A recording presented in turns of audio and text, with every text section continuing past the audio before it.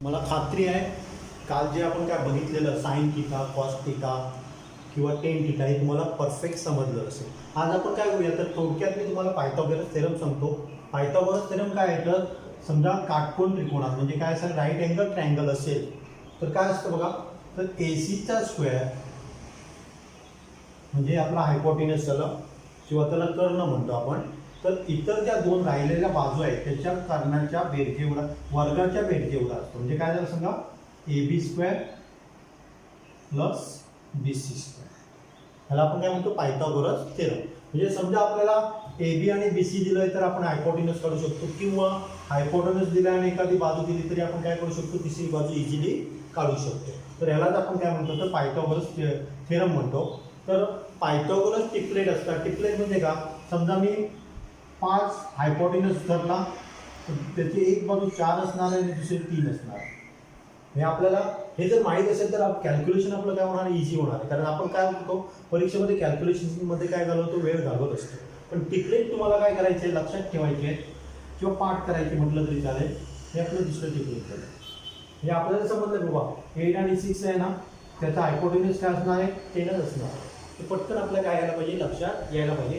त्याच्यासाठी ट्रिपलेट तुम्ही लिहून काढा. जमलं तर आपण एका लेक्चरमध्ये ते मी सगळं लिहून पण तुम्हाला देईन किंवा तुम्ही इझिली लिहून काढा. बघा काय करायचं शोधून काढायचं कुठले कुठले ट्रिपलेट आहे त्याच्यासाठी सुद्धा एक फॉर्म्युला आहे तो पण आपण काय करणार आहोत बघणार. तर हे त्याला काय झालं आपलं पायथागोरस थेरम.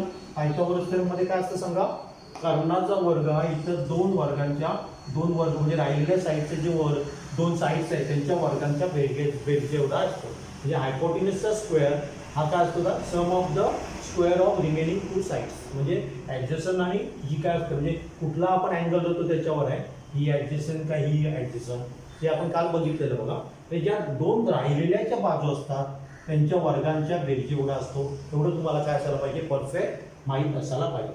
तर आज मी काय करणार आहे तर दोन तुम्हाला ट्रायंगल काय करणार आहे सांगणार आहे आणि ते तुम्ही काय करायचे कायमस्वरूपी लक्षात ठेवायचे. एक आपला ट्रायंगल आहे तो इथे मी समजा 30 अँगल असेल आणि दुसरा असेल तो 60. काल आपण बघितलेलं बघा एक 30 असेल तर दुसरा डेफिनेटली काय असायला पाहिजे 60 असेल. 90 - 30 होणार आहे. तर आपला काय असणार आहे हा 30 असेल तर हा 60 असणार आहे. हा 30 असेल तर हा 60 असणार आहे. तर याच्यामध्ये एक काय लक्षात ठेवायचं 30 म्हणजे हा राईट अँगल ट्रायंगल आहे. समजा 30 समोरची बाजू जर 1 असेल तर त्याचा हायपोटेनस कायम त्याच्या डबल असतो. कशाला 30 समोरील जर बाजू 1 असेल तर त्याचा हायपोटेनस कायम काय असतो डबल असतो म्हणजे 2 आहे.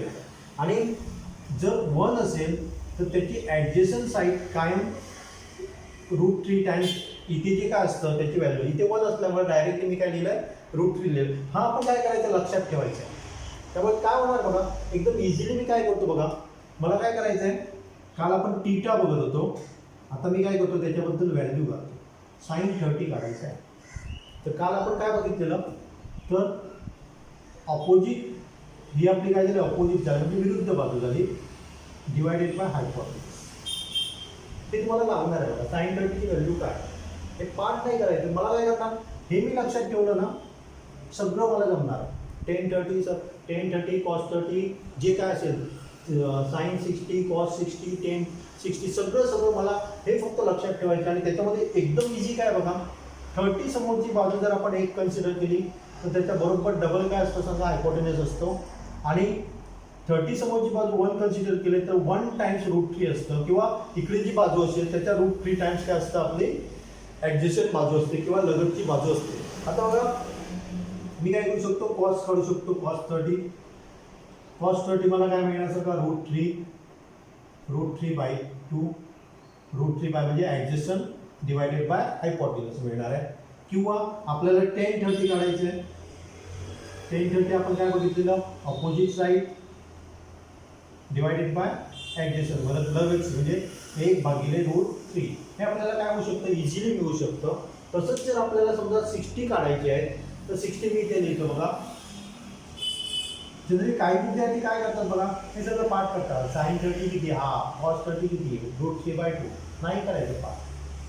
काय लक्षात ठेवायचं हे लक्षात ठेवायचं. ट्रायंगल फक्त हा लक्षात ठेवायचा, सगळी तुम्हाला मिळणार आहे. कारण आपण साइन टीटा कसा काढतो हे बघितलंय, कॉस टीटा कसा काढतो ते बघितलंय, कॉस टेन टीटा कसा काढतो ते बघितलं. ते तुमचं परफेक्ट नक्कीच झालं असेल. आणि ते परफेक्ट झालं असेल तर हा फक्त एक ट्रायंगल लक्षात ठेवला की तुम्हाला साइन 30 किंवा साइन 60 सगळं आलं बघा. इथे मी काय करतो, पहिल्यांदा आपण कॉस 30 काढायचो, पण तुम्ही काय करतो, साइन 30 काढतो, साइन 60 काढतो. साइन 60 म्हणजे हा झाला, ह्याच्या अपोजिट काय झालं, √3 झालं आणि डिवायडेड बाय 2 झाला. नंतर कॉस 60 म्हणजे काय झालं सांगा, ॲडजस्टंट साईड कुठले 1 आहे आणि त्याचा हायपोटेन्यूज कुठले 1 आहे, 2 आहे. तसंच मी काय करणार, 10 60 इक्वल टू काय करणार आपण, तर √3 डिवायडेड बाय 1. इथे जर तुम्ही काळजीपूर्वक बघितलं असेल तर तुमच्या एक लक्षात येईल, कॉस 30ची जेवढी किंमत आहे √3/2 तेवढी साइन 60ची आहे. इथे बघा साइन 30ची जी किंमत आहे हाफ तेवढीच कॉस 60ची आहे.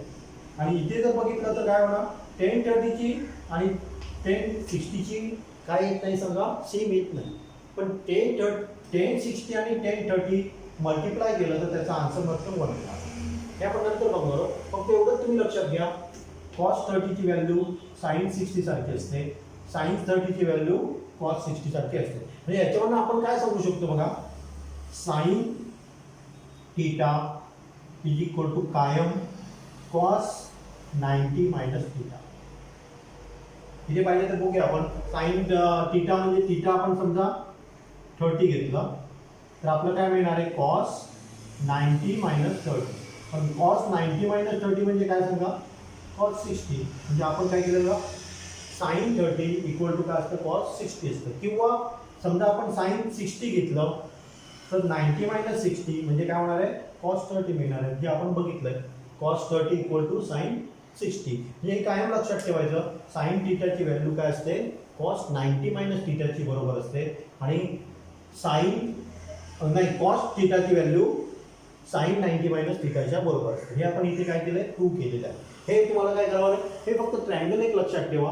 हा जर लक्षात ठेवला तर बऱ्यापैकी तुम्हाला सगळं साइनचं आणि 30 आणि 60चं सगळं क्लिअर झालेलं असेल, हे मी तुम्हाला सांगतो.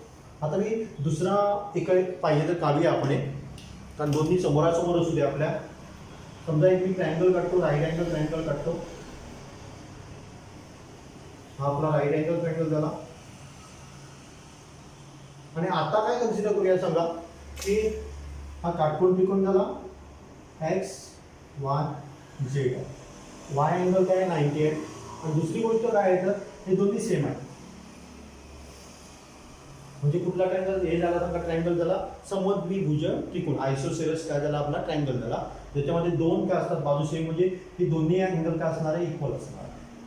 इक्वल असेल तर आपण इझिली काढू सांगू शकतो की किती हे असणार आहे, कितीचे असणार आहे अँगल, ते 90 झालं. हे दोन्ही काय असणार आहे, 45 डिग्री असणार आहे. कारण हा पण 45 होणार, हा पण 45 होणार. कारण हा 90 असेल तर 180 व्हायला काय असायला पाहिजे, आपल्याला 90 मिळायला पाहिजे. आणि दोन्ही सेम असल्यामुळे आपल्याला 45 मिळणार आहे. हा एक ट्रायंगल आपल्याला लक्षात ठेवायचा, हा एक परफेक्ट लक्षात ठेवायचा ट्रायंगल डोळ्यासमोर. त्यामुळे तुम्हाला साइन 30 साइन 60 पाठ करायची काही गरज पडणार. आता याच्यामध्ये मी काय करतो, समजा ही जर 1 आपली असेल तर डेफिनेटली ही पण 1 असायला पाहिजे, कारण समद्विभुज त्रिकोण आहे किंवा आयसोसेरस ट्रायंगल आहे. आणि जर हे 1 असेल आणि हे 1 असेल तरी आपल्याला इझिली काढता येतो. कारण आपण बघितलंय, काय बघितलंय सांगा, पायथागोरस थेरम प्रमाणे एक्स झेडचा स्क्वेअर इक्वल टू एक्स वायचा स्क्वेअर प्लस वाय झेडचा स्क्वेअर. याचं काय होणार, 1 + 1 झालं, हा स्क्वेअर झाला. पण आपल्याला स्क्वेअर रूट पाहिजे, त्यामुळे मी काय करणार आहे, 1 + 1 काय झालं, 2 झालं. 2चं मी काय करणार आहे, वर्गमूळ काढणार आहे. म्हणजे आपल्याला एक्स झेडची व्हॅल्यू किती मिळणार आहे, √2 मिळणार. हे दोन आपल्याला ट्रायंगल हे लक्षात ठेवायचे, कुठला, हा एक आणि हा एक. त्याच्यावरून मी काय करू शकतो बघा, तुम्ही काय काढलेलं, साइन 30 काढलेलं, साइन 60 काढलेलं, कॉस 30 कॉस 60 10 वगैरे सगळं आपण काढलेलं. तसं इथे आपल्याला काय मिळणार आहे, तर साइन 45ची व्हॅल्यू. साइन 45 काय असतं, तर आपलं बघा अपोजिट अपॉन हायपोटेन्यूज किंवा विरुद्ध भागिले कर्ण आपला √2 आहे. दुसरी गोष्ट आपल्याला कॉस 45 मिळणार आहे, ते पण सेम मिळणार आहे. आणि तिसरी गोष्ट आपल्याला काय करायची आहे, 1045. 1045 म्हणजे ॲक्च्युली काय असतं, sin 45 डिवायडेड बाय cos 45. म्हणजे दोन्ही सेम असल्यामुळे 1 मिळणार, किंवा इथे जरी बघितलं अपोजिट अपॉन ॲडजस्टंट, त्याचं व्हॅल्यू काय होणार आहे 1/1, म्हणजे काय मिळालं आपलं 1. म्हणजे मला काय पाहिजे तर दोन ट्रायंगल तुमच्या लक्षात असायला पाहिजे. हे दोन ट्रायंगल जर लक्षात असेल तर सगळं तुमचं पाठ म्हणायची गरजच नाही, तुमचे सगळंच येणार आहे तुम्हाला. cos 45, sin 45, tan 45 सगळं तुम्ही सांगू शकाल. sin 30, cos 30 हे सगळं तुम्हाला काय करता येणार, परफेक्ट येणार आहे. त्यामुळे हे कायम काय करायचे, डोळ्यासमोर ठेवायचे, परत परत बघायचे, व्हॅल्यू बघायची कशी आहे ती, आणि हे काढायला सुद्धा काय एकदम इझी आहे. तर आज आपण आणि काय बघणार आहोत. समजा आपल्याला काय दिलं, समजा अशी व्हॅल्यू दिली, sin थीटा इक्वल टू समजा आपल्याला दिलेलं आहे 3/5 दिलेली आहे, आणि तुम्हाला काढायला काय सांगितली तर cos थीटाची व्हॅल्यू काढायला सांगितली आणि tan थीटाची व्हॅल्यू काढायला सांगितली. तर आपण कसं करणार आहे, तर जनरली sin थीटा हाच मी ट्रायंगल वापरतोय बघा. इकडे थोडंसं मी हे करतो. हे समजा आपल्याला 30, 60 नाही आहे असं कन्सिडर करूया. हे आपले वेगळे अँगल आहेत, कन्सिडर करूया आपण. तर हा आपला आहे तो थीटा आहे, कन्सिडर केला मी. साइन थीटा म्हणजे काय होणार आहे, AB अपॉन AC होणार आहे. म्हणजे AB अपॉन AC म्हणजे AB माझा किती आला, समजा 3 झाला, आणि आपला कर्ण AC म्हणजे किती आला, 5 आला. जर तुम्हाला पायथागोरस ट्रिपलेट पाड असेल तर तुम्ही काय करू शकता, इथे किती यायला पाहिजे, 4 यायला पाहिजे. तर मगाशी मी एक तुम्हाला ट्रिपलेट दिले बघा, 3, 4, 5 हे काय आलं ट्रिपलेट झालं. 8, 6, 10 हे आपलं काय झालं, दुसरं ट्रिपलेट झालं. म्हणजे अशी जवळजवळ कितीतरी ट्रिपलेट आपण जर पार्ट केलेली असेल तर आपण काय करू शकतो, इझिली काढू शकतो. त्यामुळे आपल्याला काय करावं लागेल, ही व्हॅल्यू मिळाली बघा, ॲडजस्टंट साईड मिळाली, त्यामुळे मी डायरेक्टली काय करू शकतो, cos theta is equal to 4/5 काढू शकतो. ही एक मेथड झाली, एकदम इझी मेथड. म्हणजे तुम्हाला 1 मार्क्सला क्वेश्चनला विचारलं ना, म्हणजे MCQ type, multiple choice question असतात बघा, मल्टिपल टाईप, तर त्याच्यामध्ये काय करणार आहे तर याच्यामध्ये अशा प्रकारे तुम्ही डायरेक्टली काढू शकता. पण जर तुम्हाला समजा 2 मार्क्सला विचारले तर आपल्याला काय करता यायला पाहिजे, तर सगळं लिहावं लागेल. BC आपल्याला काय करावं लागेल, पायथागोरस थेरम प्रमाणे तुम्हाला लिहावं लागेल. म्हणजे इथे काय लिहावं लागेल, AC square equal to AB square plus BC square हे लिहावं लागेल.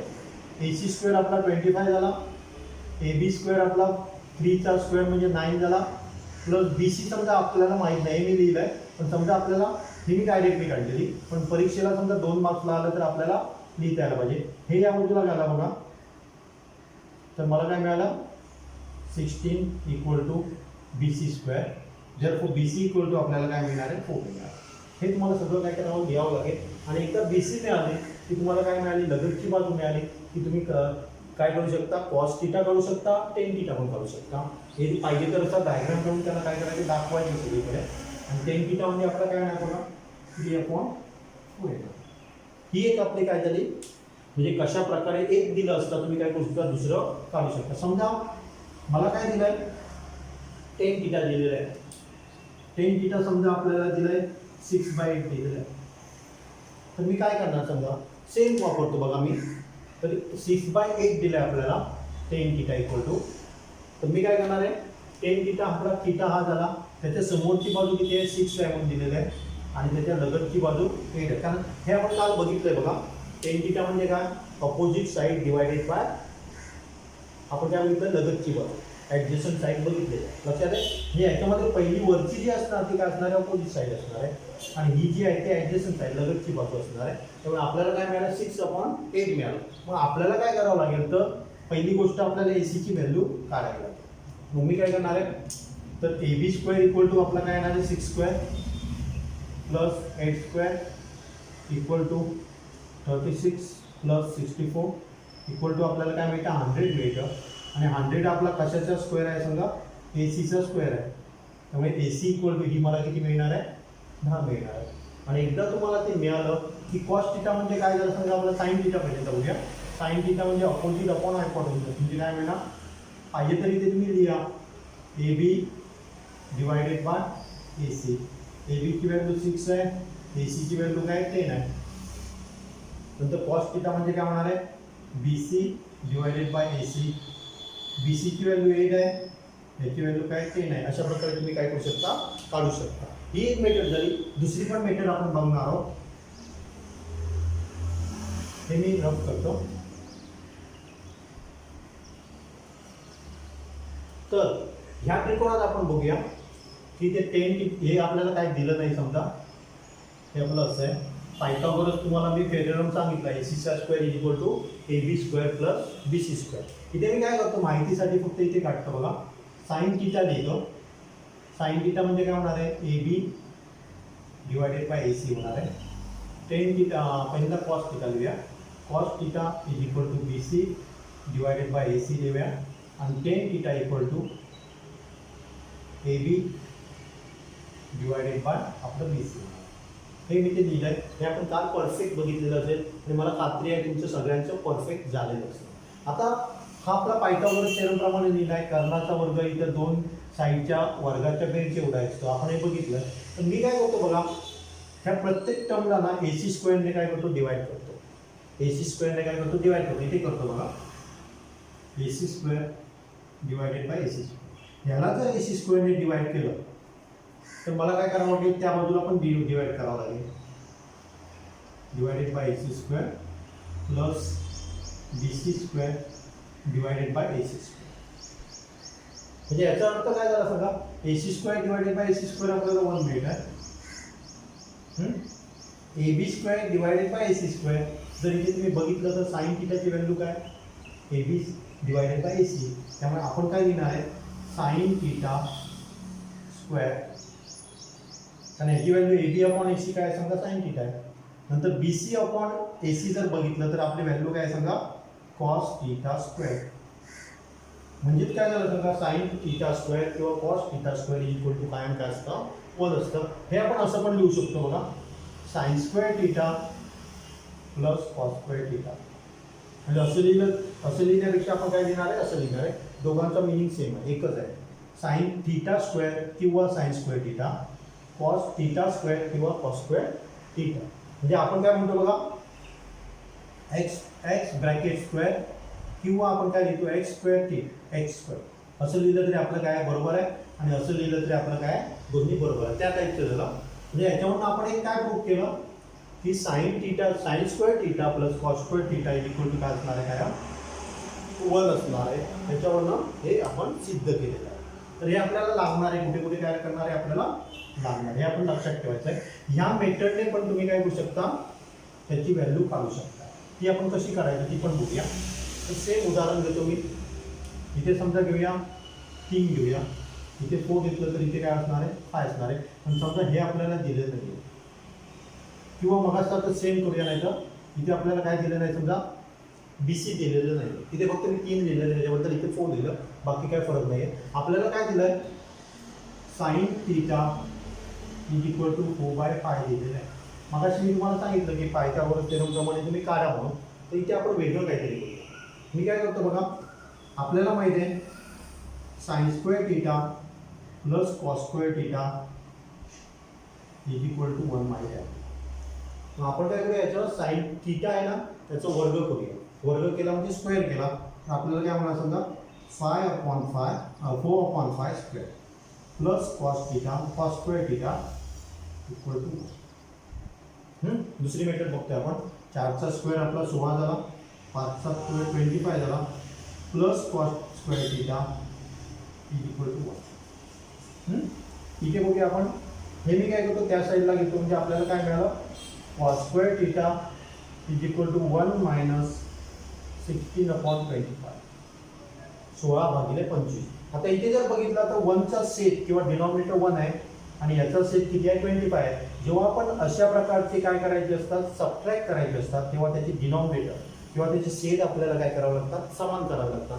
म्हणून मी काय करतो, इथे सेट समान करतो, ह्याला 25 ने मल्टिप्लाय करतो. म्हणजे काय झालं समजा, 25/25 म्हणजे 1 झालं ॲक्च्युली, -16/25. आता दोघांचे काय झाले सांगा, डिनॉमिनेटर सेम झाले, सेट सेम झाले आणि 25 - 6 जर केलं तर आपल्याला काय मिळतंय बघा, 3/20.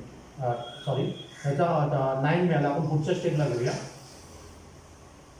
हे आपल्याला काय मिळालं सांगा, कॉस स्क्वेअर थीटा मिळाला. आपल्याला काढायला त्याने काय सांगितलं, कॉस थीटा काढायला सांगितलं. म्हणजे याचं जर आपण वर्गमूळ काढलं, स्क्वेअर रूट काढलं, 9चं वर्गमूळ काय येतं 3 येतं आणि 25चं वर्गमूळ काय येतं 5 येतं. म्हणजे या मेथडने सुद्धा तुम्ही काय करू शकता, अशा प्रकारे काढू शकता.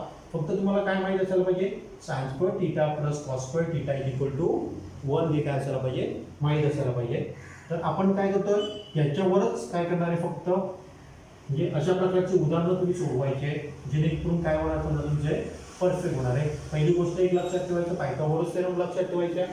नंतर मी तुम्हाला 2 ट्रायंगल दिलेले, 30 आणि 60 अँगल असलेला राईट अँगल ट्रायंगल, आणि दुसरा कुठला दिलेला 45 अँगल असलेला आयसोसेलेस, म्हणजे दोन्ही बाजूला काय होते 45 समद्विभुज टिकून दिलेला. त्याच्यामध्ये आपण कसं काढायचं साइन थीटा वगैरे ते पार्ट नाही करायचं आहे. तर मी तुम्हाला एक ट्रिक सांगितलेली आहे, ती ट्रिक डोक्यामध्ये ठेवायची आहे. त्यामुळे तुम्हाला पाठ करायचे तास तुमचे वाचणार आहे. त्याच्यामधनं वेगवेगळ्या प्रकारे तुम्ही काही दिलं असता, म्हणजे साइन 30 विचारलं पटकन सांगू शकाल. ते ट्रायंगल फक्त डोळ्यासमोर आणायचे. नंतर आपण काय बघितलं, तर sine square theta plus cos square theta is equal to 1 आपण प्रूव्ह केलं. म्हणजे आपण उदाहरणं 2 प्रकारे करू शकतो, एक तर पायथागोरस थेरम वापरायचा आणि जे दिलेली साईड नाही ती माहीत करून घ्यायची, किंवा आपण काय करू शकतो sine theta plus cos square theta याच्या सहाय्याने सुद्धा एक आपण काय करून बघितलं आहे, उदाहरण सोडून बघितलेलं आहे. हे परफेक्ट करा, याच्या रिलेटेड उदाहरणं जास्तीत जास्त सोडवण्याचा प्रयत्न करा, म्हणजे तुमचं काय होऊन जाईल, नक्कीच परफेक्ट होत नाही.